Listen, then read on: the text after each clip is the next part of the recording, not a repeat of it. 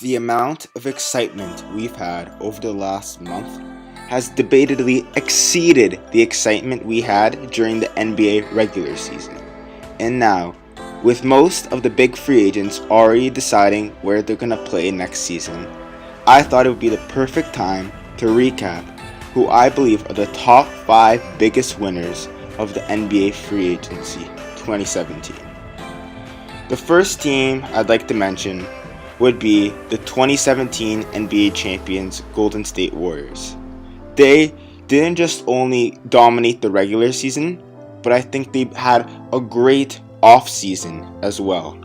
They were able to bring back all the key contributors to their team that won a title last year. They were able to bring back Shaun Livingston on a 3-year, $24 million contract, who I believe is extremely underrated and should be paid way more given the NBA's current market.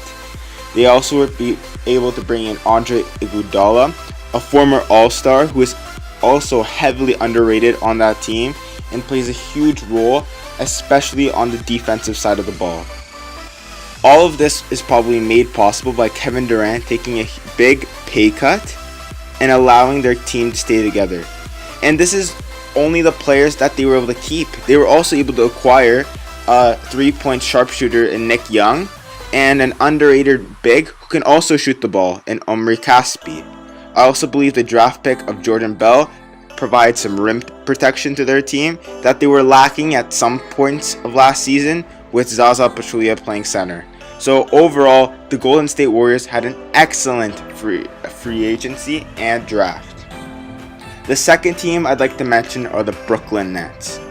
Now, I believe they had a great off-season given the situation they've been in.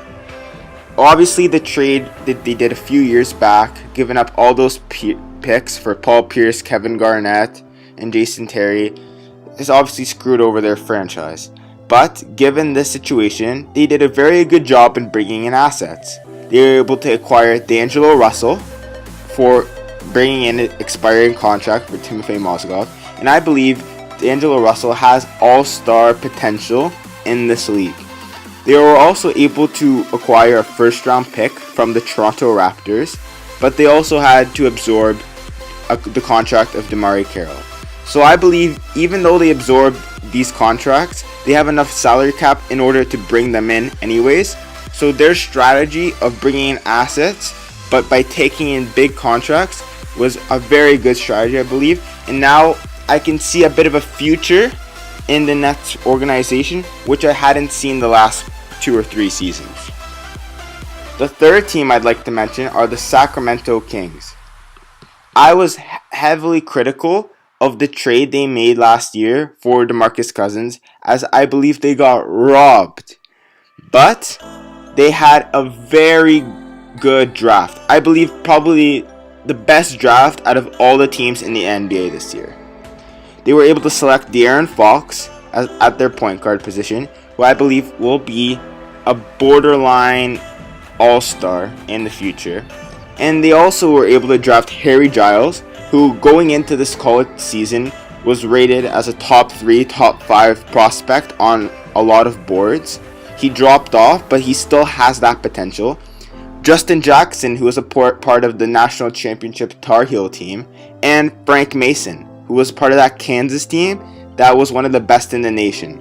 So they were able to bring in 4 huge draft picks that may not be ready this season, but in a few years will be definitely able to be contending possibly in the Western Conference. They also had a very nice free agency, bringing in some older assets such as Zach Randolph, Vince Carter, and George Hill, which will all be instantly inserted into the rotation. This should definitely help with that youth movement, as these players have been in the league, some of them for over 15 to 20 years, like Vince Carter and Zach Randolph. They should be able to provide that veteran leadership, which will allow the proper development of the young players that they not only drafted, but they already had built a nice core around, such as Willie Cauley-Stein, who's only 25, Malachi Richardson, who I really like, who's 22, Scala Bissiere, who's 22, and the player they were able to acquire last season, Buddy Hield, who is still only 25. So now I feel the Kings have a very nice mix of youth and veteran leadership on that team, which probably won't be good enough to make the playoffs given the competitiveness and how much the West has increased this season, but it definitely puts them in a much better position moving forward given the laughingstock they've been around the league the last few years.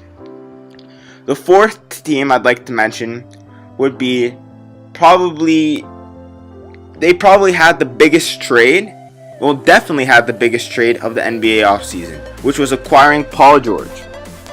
Now, this I believe is huge for the Oklahoma City Thunder, and let me go through it step by step.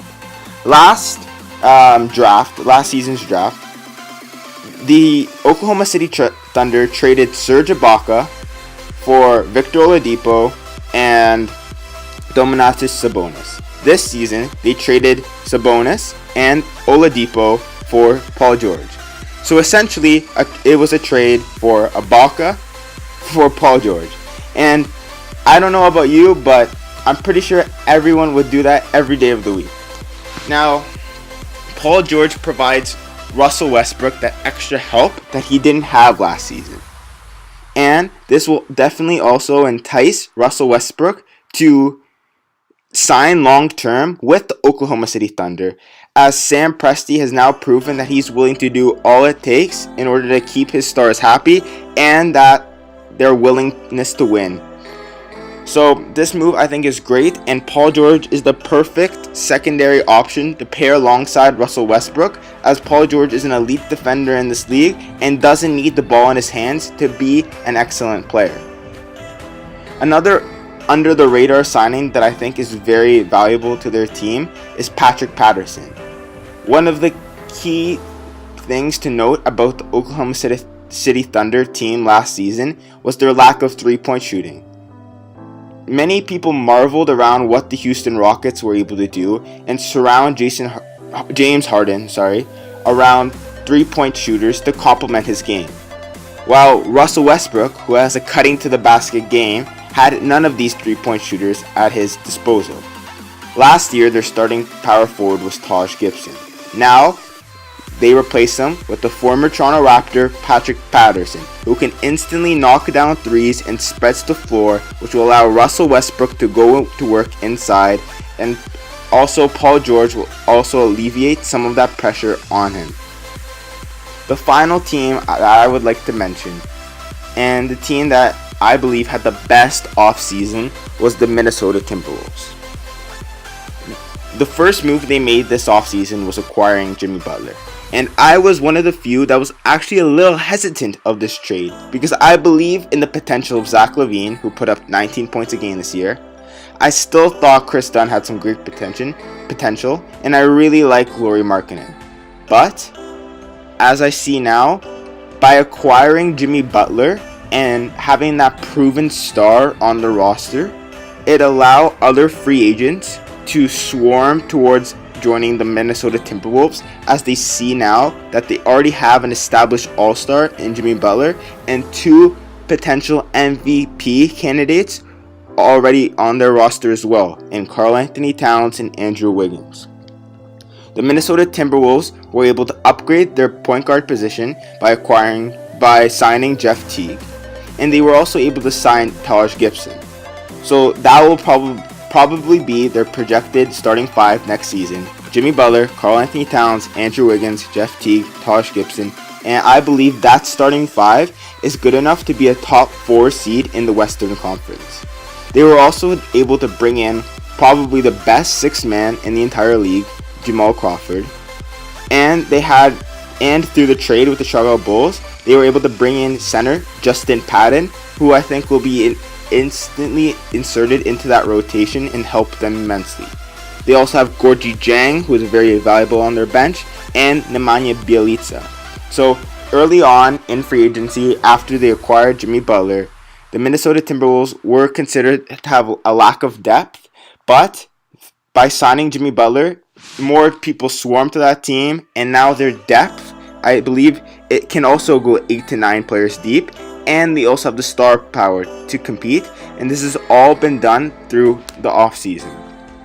So I'd like to thank all of you guys for listening. These are my top 5 teams and who I believe had the best offseason. Do you guys disagree with my list, or mention some other teams that maybe had a better offseason than any of these teams? So I'd like to thank you for listening. Please like and subscribe, and see you guys again later.